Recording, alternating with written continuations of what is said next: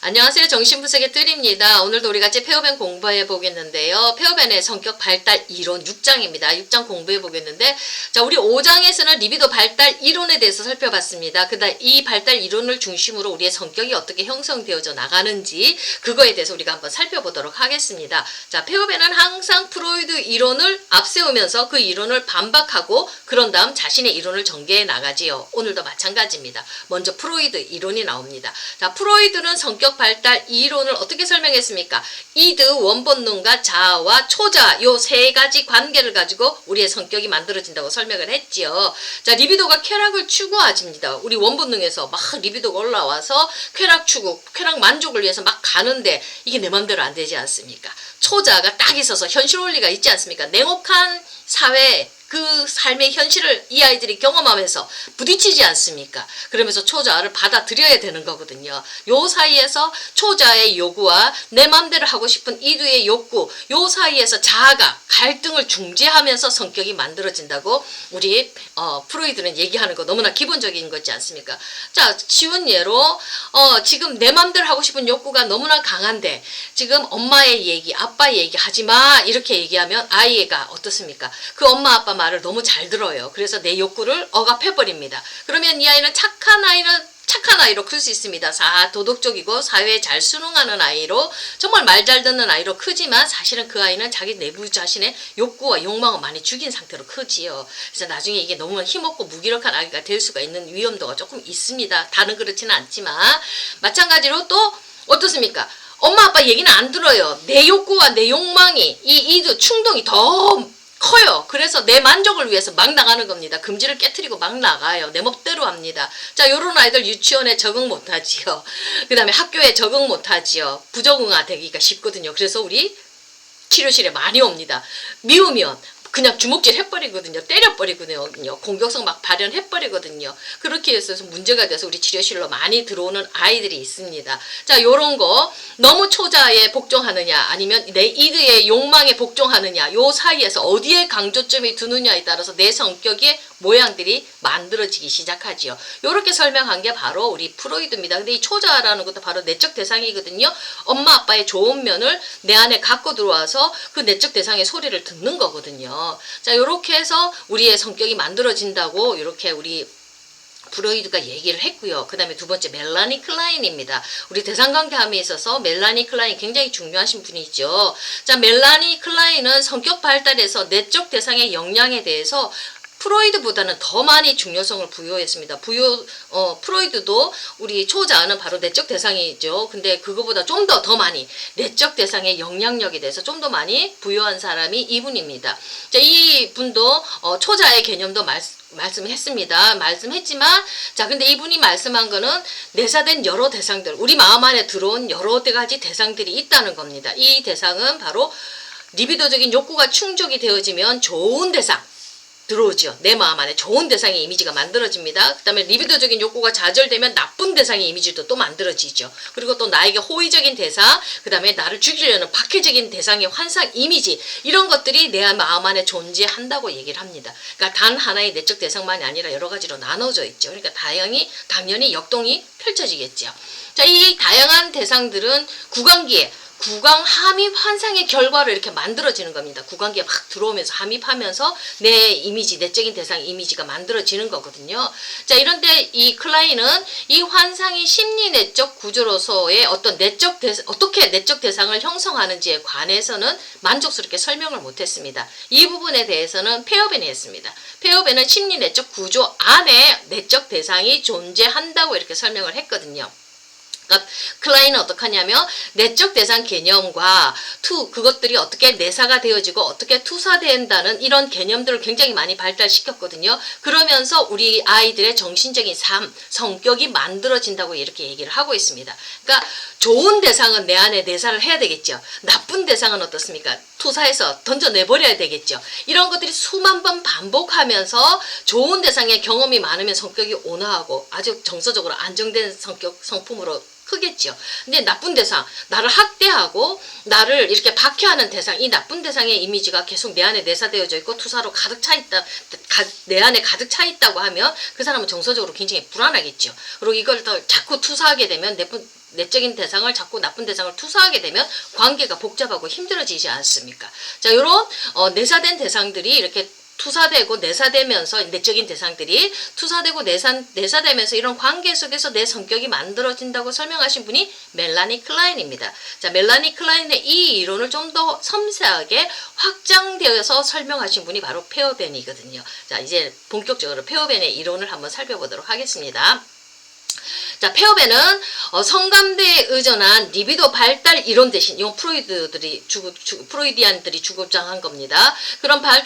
그런 이론 대신에 대상에 대한 의존의 성질의 기초에서 우리의 발달이 이루어진다고 이렇게 얘기를 하고 있습니다. 무슨 말이냐면 엄마에게 절대적으로 의존하는 유아적 의존 상태가 있고요. 그 다음에 이제 성인이 되어서 독립된 존재가 서로 의존하는 성숙한 의존 단계가 있다고 이렇게 설명을 했습니다. 근데 유아적 의존 상태에서 성숙한 의존 상태로 막바로 넘어가지 않죠. 그 중간에 과도기적인 중간 단계가 있는데 요때 우리의 성격들이 많이 분화되어져 나온다고 이렇게 페어벤은 설명을 하고 있습니다. 과도기 기술에서는 우리가 저번에 많이 설명을 했고요. 우리가 많이 배웠던 부분입니다. 자, 과도기 기술은 유아적 의존 단계에서 성인의 의존으로 가는 그 과도기 동안에 초기 대상 관계에 수반되는 이런 어떤 갈등들을 해결하기 위해서, 그래서 내 성격을 방어하기 위해서, 내가 살아남기 위해서 어떤 고안된 기술들입니다. 자, 이 기술은 어떻습니까? 유아기 의존 때 어떤 트라우마가 생기면 정신분열증과 우울증이 나오죠. 굉장히 심각한 겁니다. 이렇게 가지 않기 위해서, 내가 살아남기 위해서 내 안에 나쁜 대상을 흡입하고 그런 좋은 대상도 흡입하게 내사되어지지만 이런 갈등 속에서 내가 살아남기 위해서 기술들을 개발한다는 겁니다. 그러니까 가장 밑바닥에 있는 어려움이 바로 정신분열증과 우울증이죠. 자폐증 이런 부분들이거든요. 그러니까 초기 유아적 의존 상태에서 문제가 생긴 건데 이렇게 여기를 안 가기 위해서 내가 성장해 나가는 과도기 단계에서 어떤 살아남는 기술들을 개발한 게 바로 이 과도기 기술인데 여기가 바로 편집증, 공포증, 강박증, 히스테리가 있죠.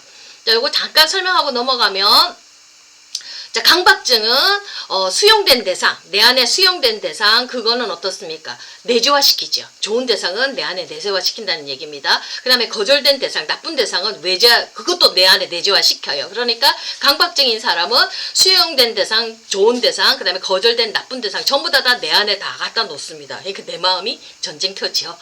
자, 그 다음에 편집증인 사람들은 어떻게 하냐면 수용된 대상, 좋은 대상은 이 사람들은 자기 안에 가지고 있지만 거절된 대상, 나쁜 대상들은 외재화시켜놨어요. 그러니까 세상이 전부 다 나쁜 놈들만 있는 거예요. 그래서 이 사람들은 의심이 많지요. 편집증이 있는 사람들 의심이 많습니다. 자, 히스테리 이 사람들은 어떻게 하냐면 수용된 대상, 좋은 대상은 바깥에 있어요.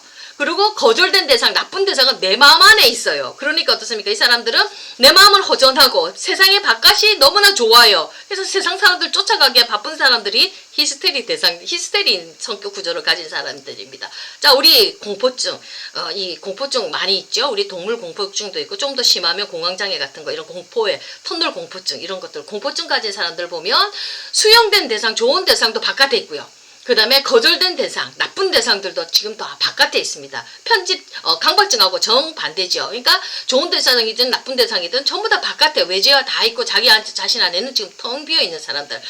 안이 텅 비어있고 공허하니까 무섭지 않습니까? 공포증에 이렇게 해서 걸리는 거거든요. 자, 이렇게 살아남기 위해서 이런 다양한 기술들을 쓰면서 성격들이 분화되어져 나간다고 이렇게 설명하신 분이 바로 우리 페어벤 선생님이 되겠습니다. 자, 그러니까 정신분열증과 우울증은 초기 유아적 단계, 의존 단계에서 문제가 생긴 거라는 겁니다. 자, 프로이드가 리비도는 쾌락을 추구한다면 페어벤은 리비도는 대상을 추구한다는 관점으로 리비도 이론을 재구성했죠. 그리고 그러면서 따라서 억압의 이론들이 또 나오기 시작합니다. 자, 이 억압이 중요하죠. 우리 내 안에 있는 것들, 뭔가 마음에 들지 않는 것들은 억압을 해야 되는데, 자, 요 초자가 억압을 촉발시키죠.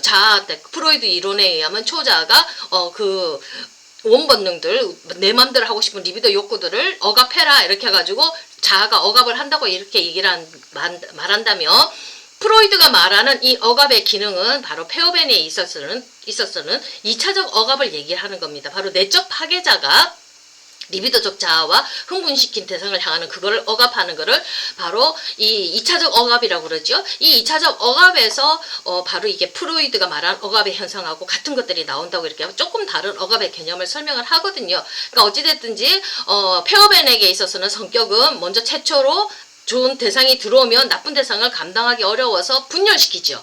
분열시켜서 흥분시키는 대상과 그 다음에 거절하는 대상으로 이렇게 분열시키면 거기에 상응하는 자아들이 또 같이 리비도적으로 갖다 붙지 않습니까? 그러면 이 처음 분열된 다음에 그 다음에 이 속에서 이 분열되어진 이 대상들, 이 자아들이 감당하기 어려우니까 중심적 자아가 또 억압하고 또 내적 파괴자가 억압하는 억압의 기능들이 발달하면서 이것들이 다양하게 분포되어지면서 우리 성격이 만들어진다고 이렇게 페어벤은 얘기를 하고 있습니다. 자, 너무 많이 억압하면 우리 에너지들이 지금 다 리비도가 다 많이 이렇게 다운이 되어지기 때문에 우리가 삶의 활기가 없어지는 거지요. 그리고 또 너무 많이 이렇게 중심적 자아가 튼튼한 사람은 현실의 기능을 잘 하면서 적절히 억압하고 적절히 리비도를 발출시키면서 성실하게 살아나가는 그런 삶의 모습들을 보이겠죠. 그런 건강한 인격을 가진 사람들로 성장해 나가겠죠. 자, 이렇게 우리 안에 분열되어지고 성격이 분열되어지고 그 속에서 억압의 기능들이 나오는 거, 요걸 통해서 성격 구조를 설명한 것이 바로 페어벤이라는 얘기.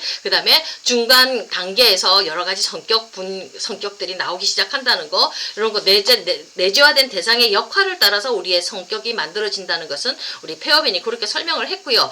자, 페어벤이 말하는 것 중에서 중요한 거 하나는 불안과 죄책감입니다. 우리 안에서 정서적인 문제, 불안과 죄책감 굉장히 중요하지요.